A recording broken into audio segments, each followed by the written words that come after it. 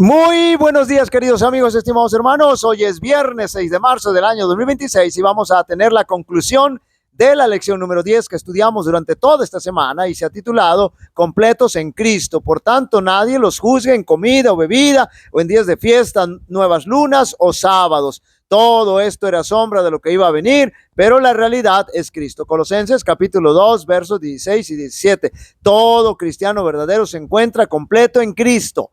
Fuera del Señor Jesucristo no necesitamos más. Nuestra fe solamente debe estar puesta y cimentada en Jesucristo. Durante esta semana echamos por tierra una serie de imposiciones que los judaizantes requerían de los gentiles para que pudieran formar parte del pueblo de Dios y para lograr la salvación. Pero el apóstol Pablo advierte en contra de estos falsos maestros y los desenmascara, presentándole a la iglesia de Colosas las cosas como son.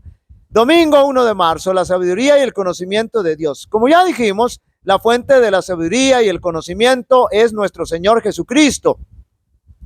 Y a Él quiere el apóstol Pablo que acudamos. Recordemos que en Jesucristo somos todos completos. Así que en el Señor Jesucristo tenemos todo lo que necesitamos saber y conocer.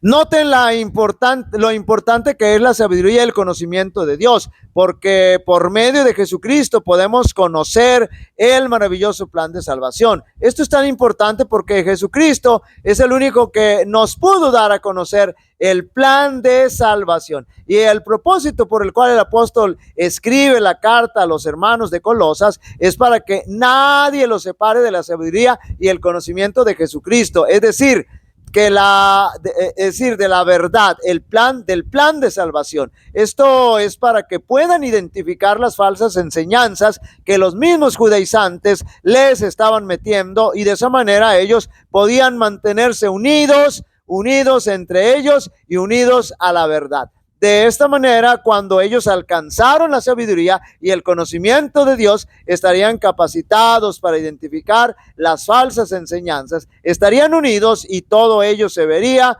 reflejado, note bien, en el orden que habrían de mantener en la iglesia, el orden, por supuesto, eclesiástico, pero por sobre todo el orden teológico, pues estarían viviendo acorde a la voluntad de Dios. No tenían un manual de iglesias, pero tenían un orden, el cual el Espíritu Santo les dirigía, y basados, por supuesto, en la palabra del Señor. Ya lo hemos visto ahí cuando los requisitos que el apóstol presentaba para el ordenamiento de los ancianos.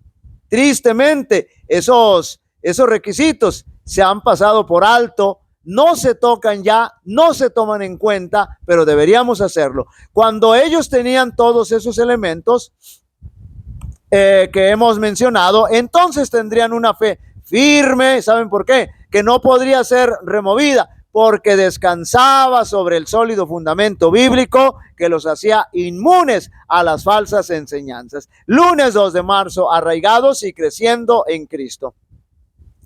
Este asunto teológico es bien claro y simple. Si no estamos, note bien, arraigados, es decir, enraizados en la verdad, en la palabra del Señor, sencillamente no podemos creer en Cristo. No podemos crecer en Cristo. Tal vez crezcamos en otros sentidos, en otros ámbitos, otros aspectos, y a lo mejor seamos muy grandes ahí, pero solo ese pasaje pero solo es pasajero. En todo lo demás que hayamos crecido fuera de Cristo, todo es pasajero y es vanidad. Como dijera el sabio, el único crecimiento que nos da bendición eterna es crecer en Cristo. Cuando estamos enraizados en la palabra de Dios y aceptamos a Jesucristo, aceptamos el plan de la salvación. Entonces aceptamos toda la verdad bíblica para vivir, para andar en el Señor y mantenernos en crecimiento. Aceptar a Jesús significa morir al yo, hacer de un lado al yo y vivir para Jesús. De esta manera permitimos que la palabra de Dios y su Espíritu Santo nos guíe. Cuando eso sucede en nuestras vidas, cuando eso sucede en nuestras vidas, estaremos plantados en Cristo, y como consecuencia lógica estaremos creciendo en Cristo. Pero si aceptamos enseñanzas falsas y las ponemos por encima de la palabra de Dios, estaremos cometiendo el peor de los errores de nuestra vida.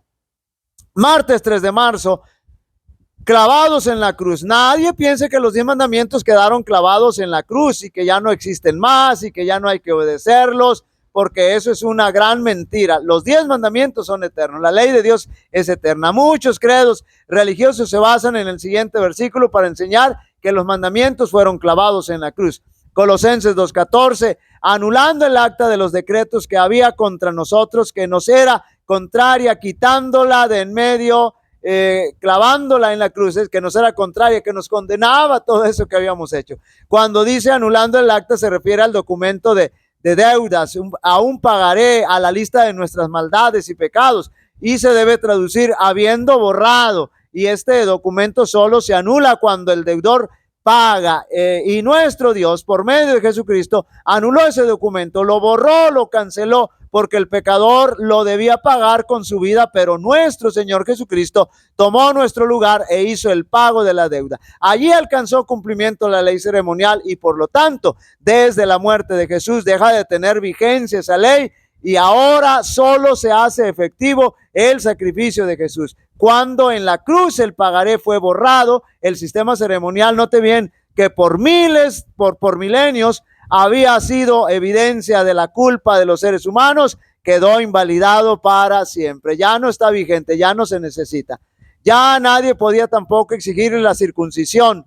Había quedado a un lado y ahora el bautismo habría de venir a ocupar su lugar. La ley ceremonial era el muro de separación entre judíos y gentiles, pero note bien, específicamente la circuncisión. Por eso el apóstol Pablo hace énfasis en que ya no tenía vigencia. Por lo tanto, como hemos visto, este texto no enseña para nada que la ley moral de Dios, los 10 mandamientos, fue clavada en la cruz, sino que fue el documento de la deuda, el pagaré, es decir, fue el cumplimiento de la ley ceremonial que hasta ahí llega y pierde su vigencia y no sirve más, queda abolida, queda obsoleta. Miércoles 4 de marzo, sombra o realidad.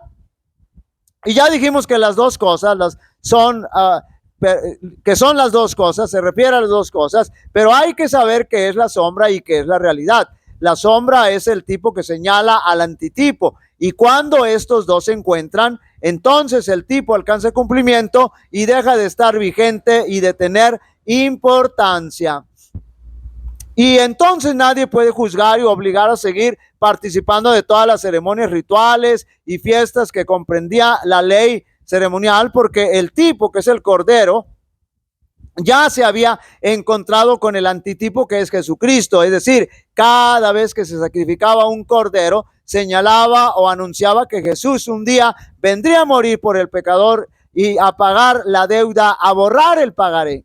Nadie debe juzgarlo por lo que ya no está vigente, pero esto no se refería a que el apóstol Pablo daba permiso para comer carnes inmundas o para no guardar el sábado, sino que eso que correspondía a la ley ceremonial ya no estaba vigente, note bien, porque había hallado cumplimiento en Cristo Jesús. Ahora, la única norma de salvación era aceptar por la fe el sacrificio de Jesús de manera personal como su Salvador personal. En otras palabras, todo lo que representaba la ley ceremonial era sombra, y todo lo que vivió Jesús, el cumplimiento de esta ley en el Señor Jesús, es la realidad. Pero tampoco debían adorar a los ángeles, como ya lo estudiamos, y debían presentarse con humildad ante el Señor, que también lo estudiamos. Jueves 5 de marzo, mandamientos de hombres. El querer imponer la observancia de la ley ceremonial, los judaizantes a los gentiles, aunque ya era una ley caduca y que ya había hallado cumplimiento en Jesús, el pretender imponer a los gentiles lo convertía en mandamiento de hombres. Recordemos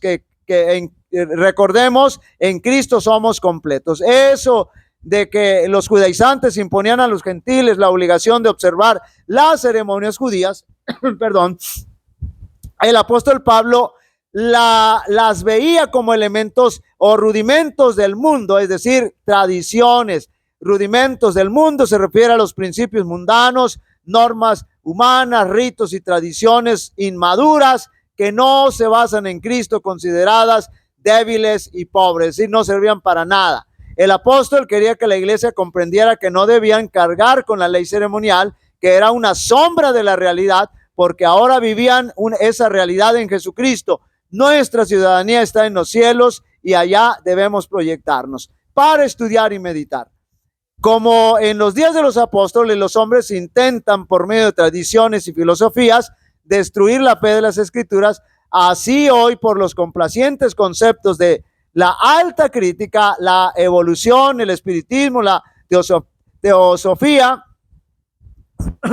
y el panteísmo, el enemigo de la injusticia está procurando llevar a las almas por caminos prohibidos, por caminos prohibidos. Para muchos la Biblia es una lámpara sin aceite porque han dirigido sus mentes hacia canales y creencias especulativas que traen falsos conceptos y confusión. La obra de la alta crítica, al criticar, conjeturar y reconstruir, está destruyendo la fe en la Biblia como la revelación divina. Esta está privando a la palabra de Dios del poder de guiar, levantar e inspirar las vidas humanas. Por el espiritismo, multitudes son inducidas a pensar que el deseo es la mayor ley, de la licencia es libertad, que la licencia es libertad y que el hombre es responsable únicamente de sí mismo y ante sí mismo.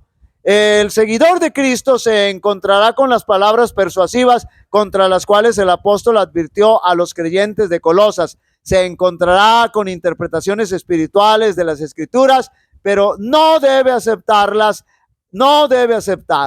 Ha de oírsele afirmar claramente las verdades eternas de la Escritura, guardando sus ojos fijos en Cristo, y caminará constantemente hacia adelante en la senda señalada, descartando todas las ideas que no están en armonía con su enseñanza. La verdad de Dios es el objeto de su contemplación y meditación. Considerará la Biblia como la voz de Dios, note bien, que le habla directamente. Así encontrará la sabiduría divina. Queridos amigos y hermanos, fuera de Cristo no necesitamos nada más, porque en Cristo somos completos en cualquier aspecto de nuestra vida y de cualquier índole. En Cristo estamos completos. Jehová te bendiga y te guarde. Jehová haga resplandecer su rostro sobre ti y tenga de ti misericordia. Jehová alce sobre ti su rostro y te dé paz. Y pondrán mi nombre sobre los israelitas y yo los bendeciré. Dios bendiga a cada uno de vosotros.